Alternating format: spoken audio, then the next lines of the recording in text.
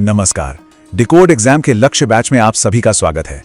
आज हम बात करने वाले हैं उत्तर प्रदेश के एक बहुत ही एम्बिशियस प्रोजेक्ट की, गंगा एक्सप्रेसवे। ये सिर्फ एक सड़क नहीं है, ये प्रदेश की तरक्की का एक ब्लूप्रिंट है। और हाँ, अगर आप यूपी पीसीएस या किसी भी स्टेट एग्जाम की तैयारी कर रहे हैं तो ये टॉपिक आपके लिए बेहद जरूरी होने वाला है। चलिए शुरू करते हैं। तो सबसे पहले चलिए इस प्रोजेक्ट के स्केल को समझते हैं।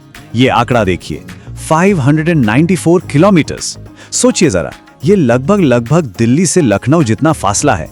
एक सिंगल एक्सप्रेसवे जो उत्तर प्रदेश के पश्चिमी छोर को सीधे पूर्वी छोर से जोड़ रहा है। कमाल है ना? तो चलिए अब जरा गहराई से जानते हैं कि ये गंगा एक्सप्रेसवे आखिर है क्या।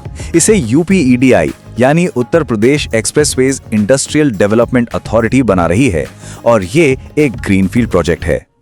अब सवाल ये उठता है कि ये इतना खास क्यों है। आइए इसी को समझते हैं।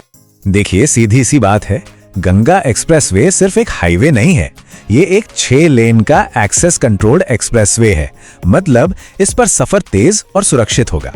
ये पश्चिम में मेरठ को पूर्व में प्रयागराज से जोड़ता है और इसका असली मकसद सिर्फ ट्रैवल टाइम कम करना नहीं है, बल्कि पूरे रूट पर इकोनॉमिक डेवलपमेंट यानी आर्थिक विकास को बढ़ावा देना है। एक तरह से ये एक नया इकोनॉमिक कॉरिडोर बन जाएगा। अब जरा इसके टाइमलाइन पर एक नजर डालते हैं जो काफी एम्बिशियस है। 18 दिसंबर 2021 को शाहजहांपुर में प्रधानमंत्री नरेंद्र मोदी ने इसकी नींव रखी थी। और देखिए, इसका टारगेट है फरवरी-मार्च 2026 तक पूरा होना। क्यों?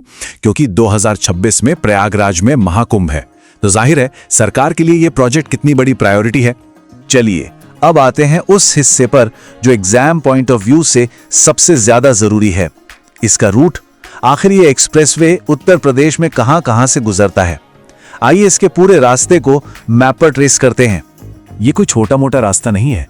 ये एक्सप्रेसवे उत्तर प्रदेश के पूरे 12 जिलों को कनेक्ट कर रहा है और इन जिलों के करीब 519 गांव इसके रास्ते में आते हैं। सोचकर देखिए कि उन गांवों की कनेक्टिविटी और किस्मत कैसे बदलने वाली है।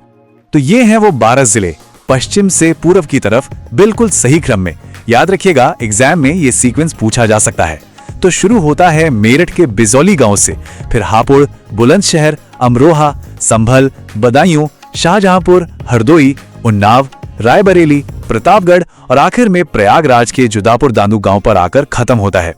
मेरठ से प्रयागराज, ये रूट एकदम याद कर लीजिए। अच्छा, रूट तो हमने देख लिया। अब बात करते हैं कुछ की फैक्ट्स एंड फिगर्स की। ये वो नंबर्स हैं जो सीधे सीधे ऑब्जेक्टिव क्वेश्चंस में बन सकते हैं, तो जरा ध्यान से सुनिएगा। ये टेबल देखिए, इसमें सारे जरूरी स्पेसिफिकेशंस एक जगह पर हैं। कुल लंबाई, जैसा हमने बात की, करीब 594 किलोमीटर। लेन कितनी है? 6 लेन। लेकिन सबसे मजेदार बात यह है कि इसे 8 लेन तक बढ़ाया जा सकता है। मतलब ये फ्यूचर प्रूफ है। डिजाइन स्पीड है 120 किलोमीटर प्रति घंटा और लागत करीब 37 से 40 हजार करोड़ रुपए। ये जो लागत है करीब 37,350 करोड़ रुपए, ये दिखाता है कि ये सिर्फ एक सड़क का निर्माण नहीं है, ये उत्तर प्रदेश के भविष्य में एक बहुत बड़ा इन्वेस्टमेंट है। इतना बड़ा इन्वेस्टमेंट, जाहिर है इससे उम्मीदें भी बहुत ज्यादा हैं। और ये स्पीड देखिए, 120 किलोमीटर प्रति घंटा।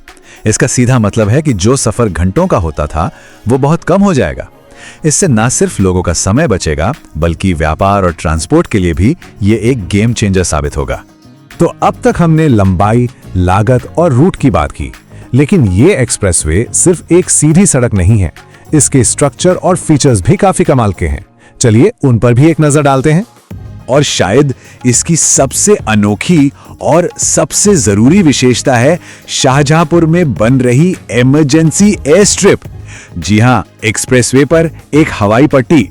ये सिर्फ आपातकालीन स्थिति के लिए नहीं है, बल्कि देश की सुरक्षा के लिहाज से भी एक बहुत बड़ा स्ट्रेटेजिक एसेट है। और इसकी लंबाई कितनी है? ये है 3.5 किलोमीटर। सोचिए, 3.5 किलोमीटर लंबी एयर स्ट्रिप जहां वायुसेना के विमान भी लैंड कर सकते हैं। ये फैक्ट एग्जाम के लिए बहुत इंपॉर्टेंट है। अब जरा इस एक्सप्रेसवे पर बनने वाले दूसरे स्ट्रक्चर्स को देखिए। 14 बड़े पुल, 126 छोटे पुल, 7 रेलवे ओवरब्रिजेस, 32 से ज्यादा फ्लाईओवर और 450 से भी ज्यादा अंडरपास। गंगा और रामगंगा जैसी बड़ी नदियों को भी ये पार करेगा। मतलब इंजीनियरिंग का एक शानदार नमूना है ये। तो क्या कहानी प्रयागराज पर आकर खत्म हो जाएगी? नहीं, बिल्कुल नहीं। इस एक्सप्रेसवे को लेकर फ्यूचर प्लान्स और भी ज्यादा बड़े हैं। चलिए देखते हैं कि आगे क्या होने वाला है। तो देखिए, प्लान ये है कि इसे दोनों तरफ से और बढ़ाया जाएगा। एक तरफ मेरठ से हरिद्वार के पास उत्तराखंड बॉर्डर तक ले जाने की योजना है। दूसरी तरफ इससे प्रयागराज से आगे बढ़ाकर बलिया तक ले जाया जाएगा, वाराणसी और गाजीपुर होते हुए। और इतना ही नहीं, इसे फर्रुखाबाद के पास आगरा लखनऊ एक्सप्रेसवे से जोड़ने के लिए एक लिंक एक्सप्रेसवे भी प्रस्तावित है। सोचिए, एक पूरा जाल बन जाएगा एक्सप्रेसवेज का। तो आखिर में सवाल ये उठता है कि जब ये पूरा नेटवर्क तैयार हो जाएगा तो ये उत्तर प्रदेश के आर्थिक और लॉजिस्टिकल नक्शे को कैसे बदल देगा। ये सिर्फ सफर को आसान बनाने की बात नहीं है, ये तो पूरे प्रदेश की तरक्की की एक नई कहानी लिखने जैसा है। इस पर जरूर सोचिएगा।